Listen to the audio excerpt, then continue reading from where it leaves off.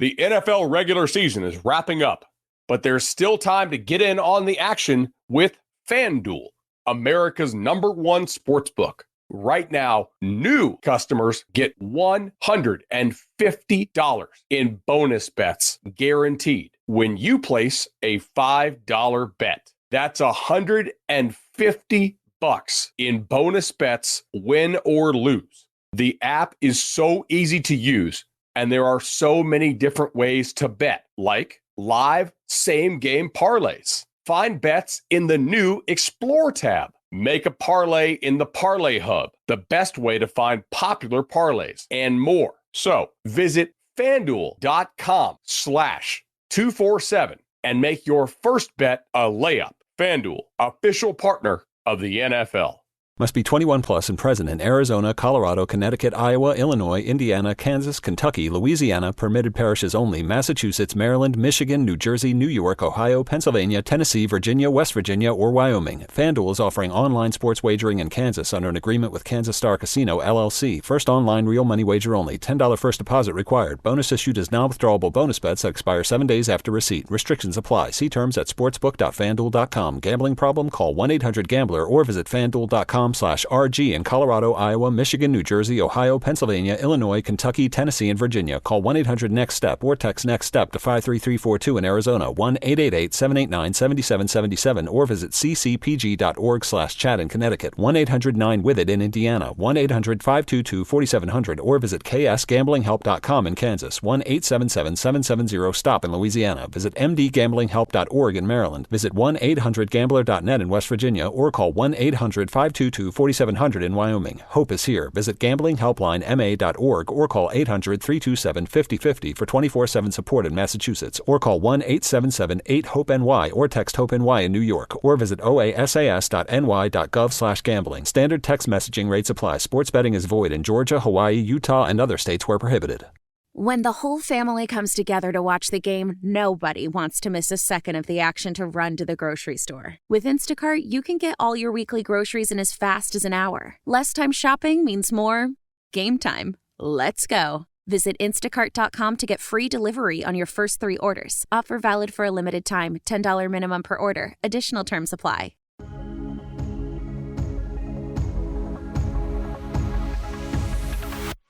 Hello everyone, and welcome in to the Friday Walkthrough. I'm Carmody alongside Monte Spiller. Kansas State suffers a heartbreaking loss to the hands of the Texas Longhorns in Austin, and now maybe they get a little bit of a get-right game. The Baylor Bears come to Manhattan to take on the Wildcats. We'll talk about both of those games and so much more on the show, but first we want to let you know we're sponsored by Booth Creek Wagyu. Remember to elevate your tailgate this season with our friends from Booth Creek Wagyu. The ranch is located just north of Manhattan and proudly raises authentic Wagyu beef from farm to table. Visit their retail locations in Manhattan and Overland Park or online at boothcreekwagyu.com. Monty, that game in Austin was crazy. Our own Zach Carlson and I were on hand at the game. You and I were texting throughout. A lot of emotions that happened in that game. It went from maybe K-State was never going to be in the game to K-State was back in it. They were going to win to they were going to lose to it goes to overtime. Just an insane college football game. Yeah, it was crazy. And I'll say it's a good thing I watched the game by myself because if anybody was with me, they probably would have had me put up for a mental evaluation because I was going crazy. It was a great game. I'm proud of the Cats. I'm not happy the way the game ended up, but kudos to Texas. They found a way to win, but the guys never quit. I guarantee anybody who was not a true K-State fan probably would have gave up at halftime, but the crazy in me never gave up, and I felt like, you know what, if this happens and if this happens, we got a chance, and sure enough, there we were. It all happened. Anything that you could think of happened in this game. There was a botched snap. There was a pass thrown to an offensive lineman that was intercepted by Case. Everything happened in this game. We're going to talk about that, and I want to start with this. K-State falls behind 17-0 in the game. Now, there's chances in the first half for K-State to stay in that game, maybe get some momentum, but they never really could do anything on offense. And I feel like whenever K-State struggles, it's because they kind of sputter out of the gate. Yeah. I'm sensing a trend there, and obviously, you know, the staff is going to try and get that corrected. But I mean, what did you see? Why the slow start? Yeah, I think on both sides of the ball, it kind of left me dumbfounded. I'm not questioning the coaching staff, but it didn't have a purpose per se. I didn't know what we wanted to do, what the identity was going to be for this game, because I felt like at times we wanted to run the ball, at times we wanted to try to pass the ball. When Avery came in, I was surprised to see that they didn't give him a chance to run. He handed the ball off, I want to say 3 times. We went 3 and out. So I wasn't sure what the plan. Obviously, K-State has a better opportunity to scout Texas and see personnel a lot closer than we do. But I was kind of dumbfounded on what we were trying to do. And like you said, we were stagnant. We stalled out, and the momentum definitely was on Texas' side. And I actually thought the defense played really well in this game. If you look at the numbers, they're definitely skewed more towards Texas. But I think the game plan coming in was, hey, they're going to make Malik Murphy beat them. That was their goal, because they saw some things on tape. Malik Murphy, we talked about it before the game on the show, that he was going to give K-State chances to get back in this game. And even when K-State was down by 3 scores in the third quarter, I had this feeling that, and I'm sure you did as well, that Murphy was going to make some mistakes, and he ended up doing that. But in the first quarter, Malik Murphy looked like the best quarterback in the country. He did, and I'm going to give some credit, but I'm going to be realistic about it as well. Texas caught K-State at the right time. Malik had opportunities when K-State were in man coverage, and he had a speedster with a little bit more height. And Parrish, who was a shorter corner, who was a good corner, but he's a shorter corner. And Texas called the right play at the right time, where K-State put pressure on and knew the safety was going to be high on the opposite side or the middle of the field. And I took advantage of it, and I did it early twice to give them a couple of points, touchdowns to get a couple of points ahead. But like you and I spoke before, the Malik Murphy that we thought would be that guy showed up in the second half. Unfortunately for K-State, it took until the second half for him to show up, but we had an opportunity to get back into the game. I'd be curious if Malik Murphy plays this week and struggles, if they don't think about going to another quarterback. It was bad in the second half. I agree. He was rough, and I went back and watched the touchdown pass to Mitchell, and if you go back and you look at that play, at the split second, it looks like Jacob Parrish is communicating something with the corner who was in the slot, and as the ball snapped, he's just a tad late. And you go back and watch that play. Watching it live, it looked like he was burnt a lot more than he was. He just kind of fell off balance. He had actually caught back up to Mitchell, and Murphy just dropped a dime. It was a great throw. That was his best throw of the day for sure. K-State felt like on defense they wanted to take away the run game. They wanted to take away Jonathan Brooks, and I feel like throughout the game, Joe Clariman kind of adjusted that. I want to go to the 4th and 1 play. Texas comes out and looks like they're going to quarterback sneak, and the offensive line goes down like they're going to block for a quarterback sneak. Everybody falls for it. They pitch outside. K-State misses a tackle. Texas runs for 6. I feel like at that moment, K-State's defense said, all right, you know what? Regardless of the score, we're going to change how we do things, and we're not going to be the reason that we lose. And it's funny you say that, because any other team, and not any other team, but a lot of teams at that point, when you have a long play, you battle first down, second down, third down, you get a good team in 4th and 1, and you could potentially change the momentum of the game, and then they break it for a touchdown. Most teams will put their head in the ground and it's basically surrender, and the game's over. But K-State was like, you know what? Yeah, Texas got a good play on us, but that's not who we are. And like you said, there was a missed tackle, not because it was bad technique. The guy slipped. The running back had an alley, and it's one of those things where they got lucky. They took advantage of it. We weren't, and it is what it is. But the point that all 11 guys on the defense that came back on the field didn't hold their head, and they still believed that, hey, we got a chance. We know what we can do, and we're going to show what we can do, and they did. The fact that K-State was down 17-7 at halftime, only down 10 points. I mean, if you would have watched that first half and didn't have a score bug, didn't see the scoring plays, you just watched from 20 to 20, you would think that Texas would have been dominating that half.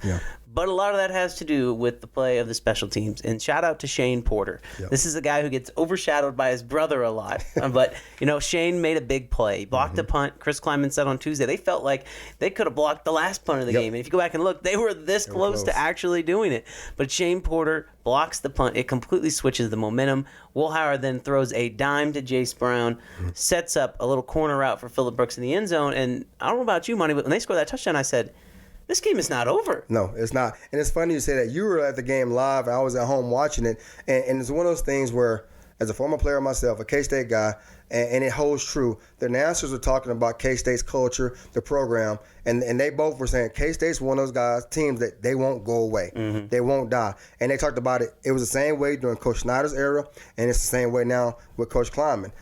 They won't go away no matter how far down we get, no matter what goes against us. They won't quit, and you can't count us out, and that held true.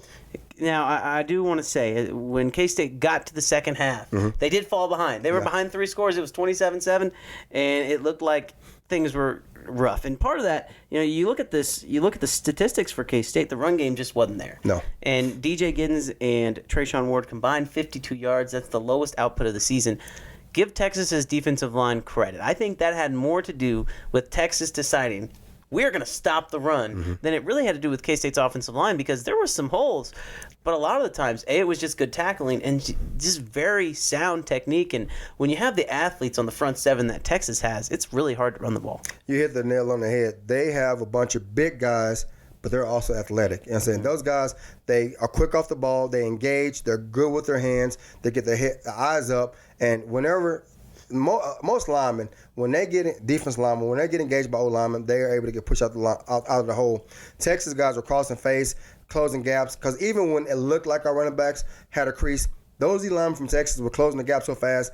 It was impressive. They got 3 or 4 future NFL guys on that line. So they have probably one of the best D-lines in the nation, if not the best D-line in the nation. K-State's offensive line figured out the pass protection in the second half. Yep. Will Howard finished the game 26 of 41 for 327 yards, 4 touchdowns, an interception. But the interception's not really on him. It hit Keegan Johnson in the hands and fumbled around. You don't see interceptions like that happen. No. I thought this was Will Howard's best game of the year. And after the game, Ben Sinnott had some words talking about his quarterback, and I had been asked about that this week. I said, as someone who has been around teams before, I absolutely love that, to stick up for your leader. Regardless of the outcome of the game, I think the team walked away knowing, you know what, Will Howard is our guy. Yeah, as much as K-State hated to lose that game, anybody inside the locker room who doesn't have respect for Will and who doesn't believe he can be the leader to finish out the season, we still got a chance. We'll talk about that later. But you have to be crazy or just doesn't like the guy to not believe in him as a leader. As a fan, it's easy to get frustrated with some of the plays that went on, but you got to look at the situation. He does what he's coached to do.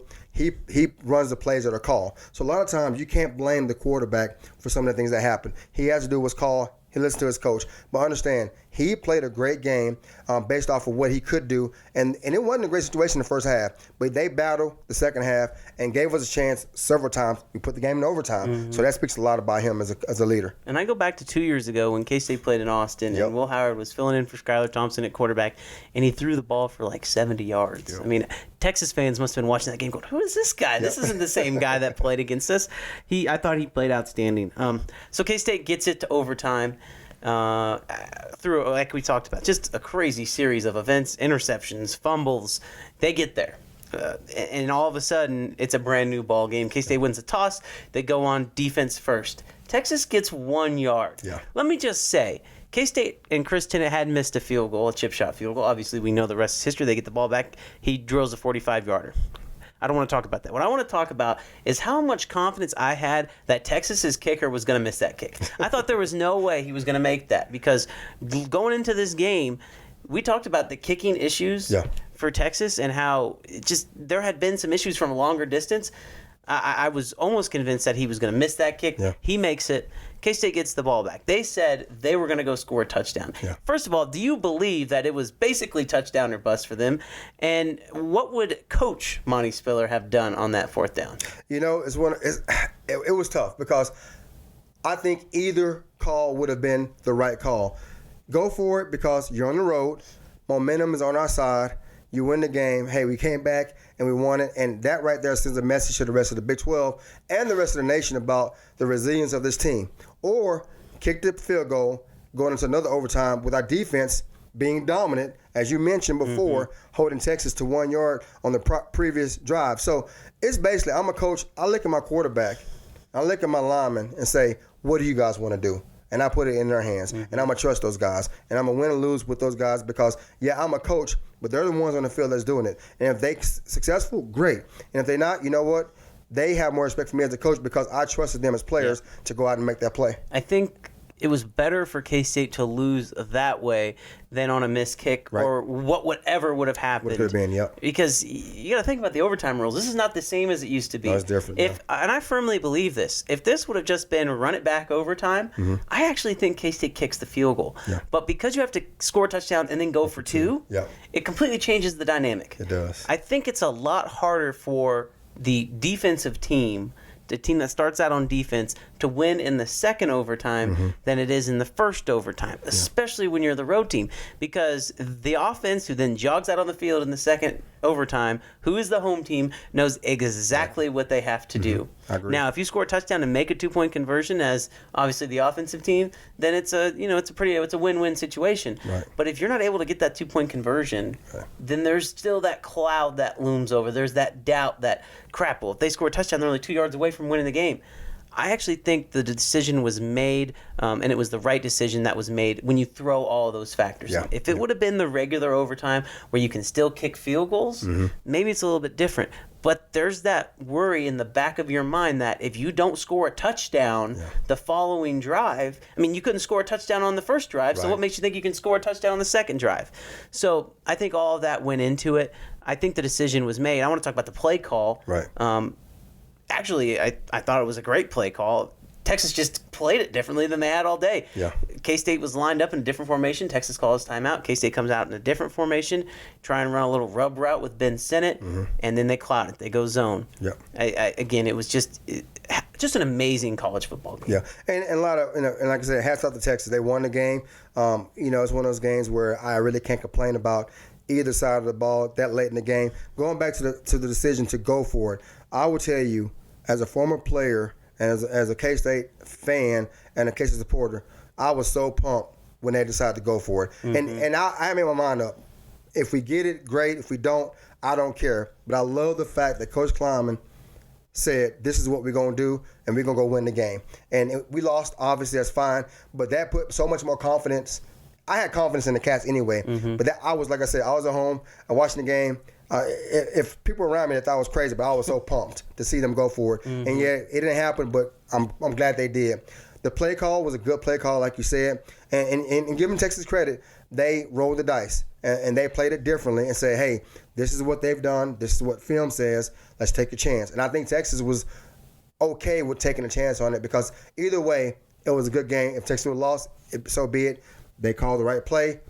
Congrats to Texas, and we move on. But the way K-State went forward, I love that. It was an amazing college football game, one of the best games I've been to in a long time. But now, time to clear the slate. Yep. K-State has to move on. Texas moves on. People will remember that game for a long time. Now, time to focus and talk about Kansas State versus Baylor. We'll talk about that when we come back. Selling a little or a lot? Shopify helps you do your thing, however you cha-ching. Shopify is the global commerce platform that helps you sell at every stage of your business. From the launch your online shop stage, to the first real-life store stage, all the way to the did we just hit 1 million orders stage. Shopify's here to help you grow. Whether you're selling scented soap or offering outdoor outfits, Shopify helps you sell everywhere. From their all-in-one e-commerce platform to their in-person POS system, wherever and whatever you're selling, Shopify's got you covered. Shopify helps you turn browsers into buyers with the internet's best converting checkout. 15% better on average compared to other leading commerce platforms. And sell more with less effort thanks to Shopify Magic, your AI-powered all-star. Shopify powers 10% of all e-commerce in the US. And Shopify is the global force behind Allbirds, Rothy's, and Brooklinen, and millions of other entrepreneurs of every size across 175 countries. Plus, Shopify's award-winning 24/7 help is there to support your success every step of the way. Because businesses that grow with Shopify. Sign up for a $1 per month trial period at shopify.com/Odyssey Podcast, all lowercase. Go to shopify.com/Odyssey Podcast now to grow your business, no matter what stage you're in. Shopify.com/Odyssey Podcast.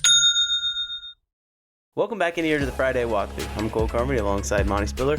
We're sponsored by Booth Creek Wagyu, and with it being a home game on Saturday, make sure you stop in to Booth Creek and get some burgers, get some steaks, get whatever you want. If you come into town on Friday, go in on Friday, get what you want.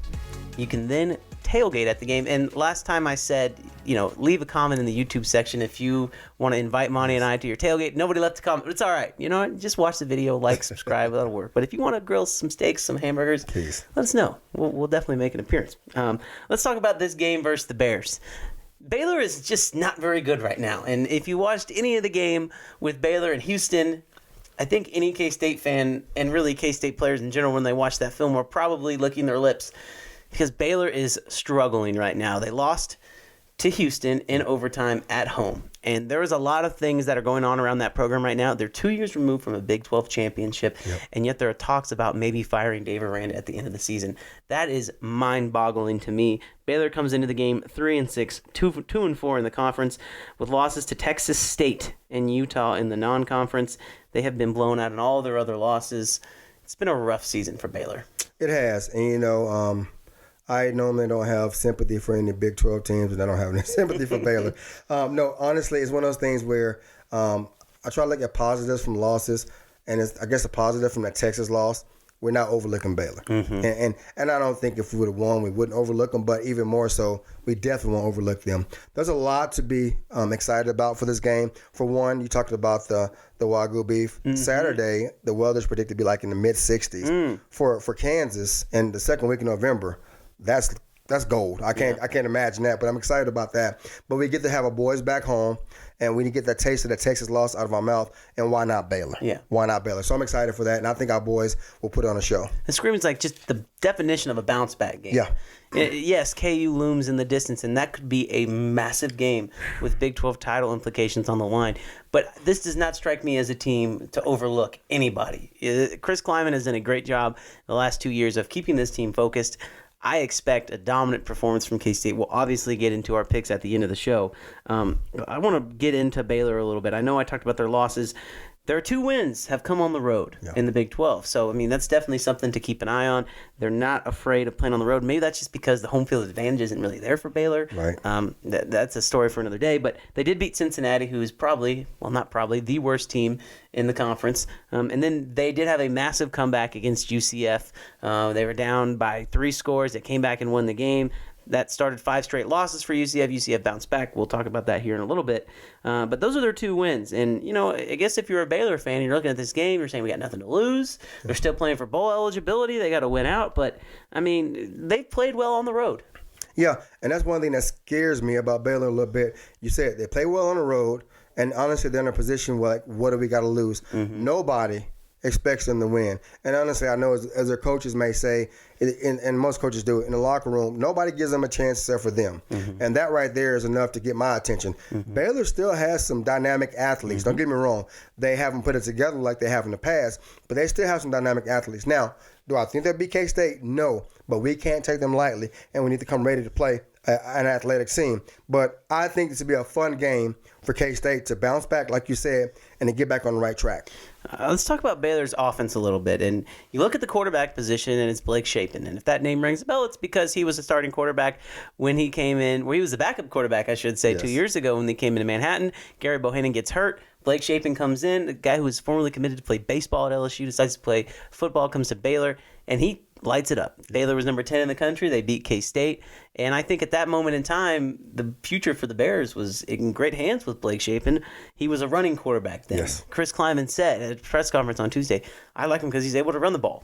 Well, you go look at the statistics, and maybe this is more of a reflection of the offensive line, but he actually has negative yards rushing on the season. Yeah. I don't think he's running as much, and also the offensive line just doesn't do him any favors. So that aspect of his game that K-State fans saw his freshman year has pretty much gone away. Yeah, and it's one of those things where that aspect has gone away, for one, because as a freshman, and you're aware of this, you play a lot more free because you are a freshman. And if you make mistakes, the coach won't get on you as hard as they normally would for upperclassmen. And you play looser, so you take more risk. But as you become a sophomore, junior, and senior, you understand what's at hand. And his O-line is not the same. And like you said, he has negative yards, and it's not because he's running because of play design. I think it's more so he's running for his life because the O-line is not as good as it used to be, and he has to get out of the pocket to try to get the ball out or to protect himself. So I'll be curious to see how they do against K-State defensive line this week. Yeah, and as far as playmakers go, Monterey Baldwin is the leading receiver. For the Bears, he's got a lot of catches, a lot of yards for them. In the red zone, Drake Dadney, the tight end, is actually the leading touchdown getter for them. So that's going to be a guy that K-State's going to have to watch in the red zone. If they get into the red zone, is definitely the tight end position. However, the offense has only scored 30 points 2 times. They've won both of those games that they scored 30 points, but they've only scored 30 points 2 times. So that's the number for K-State. If you hold Baylor under 30 points, you got a chance to win. Yeah, and I think K-State's defensive run game, run defense would do a really good job. And also, Baylor always has one great receiver, no matter how good they are or how bad they are.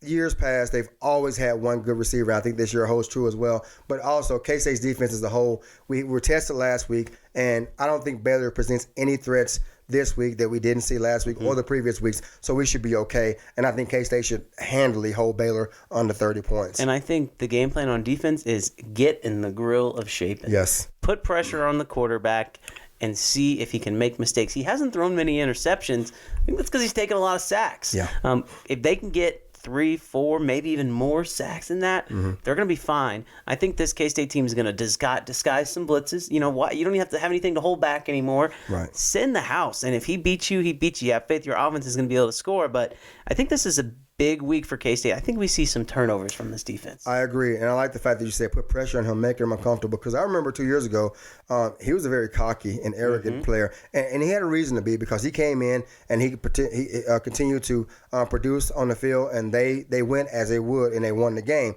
But I think you hit this guy early and take that confidence away, because if you allow him to get any success, that confidence comes back, and he could be problems. I said they win the game, but I don't want to keep it close. But, yes, put pressure on him, throw some different blitzes out there, zone blitzes, some twists up front, and make him uncomfortable and don't give him time in the pocket. And on the defensive side, Baylor, they 3-man front, much like K-State has seen. Nothing too special on the defensive side. On the offensive side, we talked about they've only scored 30 points twice. On the defensive side, they've given up 30 points 6 times. 6 of their 9 games, they've given up 30 points or more. When you compare that to K-State, they've scored 30 points 7 times. So there's only 2 times they haven't scored 30 points. Right. I don't know. I actually gave up sports betting, so you should be happy about that, everyone. But if you're a betting person, I don't know what the total is going to be for K-State. They're going to score more than 30 points. Right. And if they score more than 30 points, they're going to be fine. Yeah. This Baylor defense has struggled specifically against the run. I'm going to read some stats here for you, Monty. Taj Brooks from Texas Tech, outstanding running back. He is good. 170 yards against the Bears.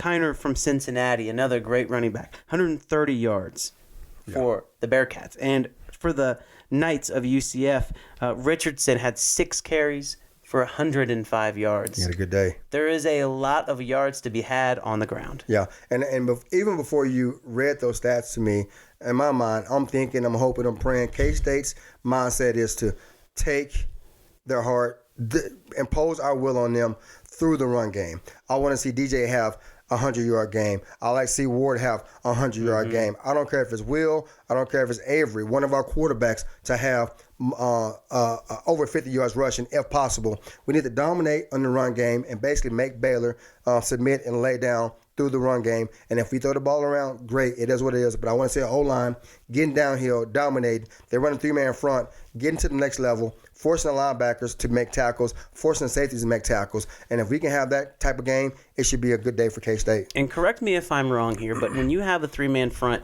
against a team that is very good at rushing the football, take last week out of the mix, very good at rushing the football, you're going to have to find a way to, be gap sound, but you might have to find a way to maybe bring some guys, bring some run blitzes. Yeah. The problem with doing that is if you get blocked, there's some big runs to be had. And I think K-State's going to have multiple big runs.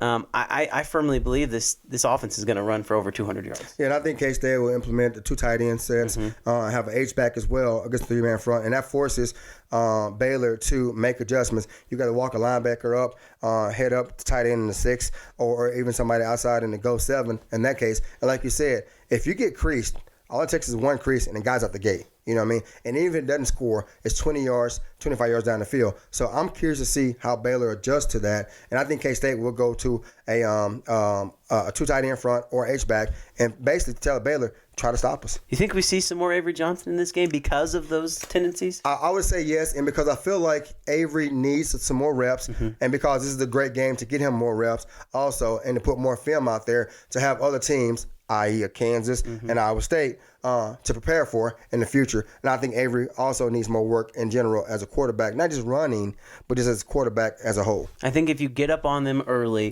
this is the perfect time. Hey, Will. By the way, everyone, Will Howard 3 touchdown passes away from being the all-time leading touchdown passer in K-State history. That's impressive. I actually think he gets it this game. Now, is it Josh Freeman? Josh Freeman. Okay, correct. gotcha. He would pass Josh Freeman. I would not be mad if he got it this week. Yes, I think At all. it'd be a great opportunity for Will. Celebrate with the fans at home. He's put in so much work. I think it happens on Saturday, and then I can also see Avery Johnson coming in the middle of the third quarter and taking over for Will. Hopefully he gets a standing ovation, and just a great moment for Will. Obviously, he still has one more home game left. But yeah, this K-State offense has an opportunity to put up a lot of points. I like the way you think. And we come off a road game, a battle. And, whenever you lose, you kind of down on yourself to a certain extent. But I feel like K-State, even though we did lose, we lost with dignity. And we came out the loss knowing that we could have won it. We probably should have won it. And now going into this week, you know what? Forget about it. You flush it, move forward, and we're about to dominate Baylor. And that's the attitude I think our guys have. Yep. And before we get into the picks, I want to talk a little bit about the Big 12 title race. And you and I were talking about this before the show, but there's a notion that I think K-State is completely eliminated. That's not true. There are still a lot of things that can happen in this conference. K-State does have the tiebreaker over West Virginia. Do they need help? Yeah, for sure. They need a lot of help. But with how crazy this conference has been, K-State still has a lot in front of them. Even if they don't make the conference championship, they still have a chance to win 10 games if they win out the rest of the season and win their bowl game. That is a lot to play for. I don't know the last time off the top of my head K-State's won 10 games in consecutive seasons. They won 10 games last year, obviously. But there's a lot still ahead for this program. It is, and it's one of those things where, it's kind of funny. I was thinking how far we've came as a fan base, because it used to be if we win 9 games or if we're bowl eligible, hey, it was success. Now, I think most people agree with me. If we're not making the Big 12 championship, it's kind of a loss. And that's the attitude we have. And I love the fact that our fan base has that attitude, because that's the expectation we have from Coach Kleiman and the staff, because we know we can do it. And we talk about being back-to-back Big 12 champions. So that makes me happy that know that our fans aren't just happy with winning 6 and 7 games or even 9 games. And I feel like, it's still doable, but like we say, let's take it one game at a time. But it's always fun to think about the what ifs. So, it's one of those things. We need Oklahoma State to lose. We need Kansas to potentially lose. And we play Kansas, so we beat them head to head. Doesn't matter. But it's always fun to watch other games and pull for other teams, knowing, hey, this team can help us out by beating this team. So it makes it fun. And I actually think it's going to come down to the last week. I'm not going to sit here and say K-State's going to make the Big 12 championship, but I just have this strange feeling that K-State's going to take care of business, and they're going to need somebody else. It's going to come down to one game that they need to get in. Obviously, like we said, a lot has to happen, but still very much attainable for this program. Chris Kleiman talked about the losses, 61-yard field goal. Right. They lost to a pretty good Oklahoma State team, obviously. They still had a chance to tie it on the last drive, and then obviously lose. They had 4 yards to go against a top 5 Texas team. Program's in great shape. Let's talk about score predictions, MVPs for the game. Monty, I will let you go first. I am going 45-10. MVP is DJ Gidden. We get the running game going again. Last week, DJ didn't get a lot of touches. I know he's a battler. He's a warrior. He's one of those guys who's quiet, but he likes to dominate and have a good time. He's a team guy, but I guarantee he's telling coaches, feed me the ball. Yeah, I'm going to predict a blowout as well. I've been kind of going back and forth on this. The line's set at 20.5. K-State, you go back and look at their last few home games, they've doubled that, and Baylor's probably the worst team. They are the worst team. Record-wise, I think K-State wins this game. You said 45-10. Yes. I'm going to go 42-13. I like it. Right along those same lines, I kind of see a sense of late touchdown coming for Baylor. MVP, I'm with you with DJ Giddens. I wish I could say somebody else, and every week I try and switch it up. I think DJ Giddens on offense, and I'm going to name a defensive MVP. Jake Clifton is somebody who stepped in at the mic and done a lot. I think him and DJ Giddens, Jake Clifton, DJ Giddens will be 1A, 1B as far as MVP goes, but it's going to be a great game. Yeah, and it's funny you say that, because our linebackers feel like every other week or every 2 weeks a new face or a new name pops up and kind of does something like, man, that kid can play. And the thing I love about that is I love our seniors, don't get me wrong, but we got a youth movement on both sides of the ball, and it's kind of hard not to get excited. And I'm not trying to look past this year, but looking in the future, I'm excited about our team as a whole, man. There's going to be a lot of young guys that get in. Chris Kleiman said red shirts, they're off the table now. Yeah. The guys that played one game can play the rest of the season. So hopefully K-State gets able to put a lot of those young guys into the game on Saturday. If you're going to the game on Saturday, have a great time. If not, 2 o'clock on ESPN+. Enjoy the game at the Bill or wherever you may be. We'll talk to you next Friday.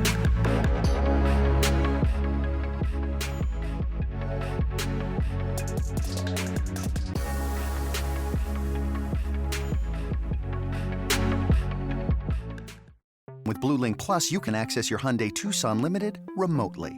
Doors unlocked, temperature set, lost car found. There it is. Get complimentary class-leading Blue Link Plus. Call 562-314-4603 for complete details.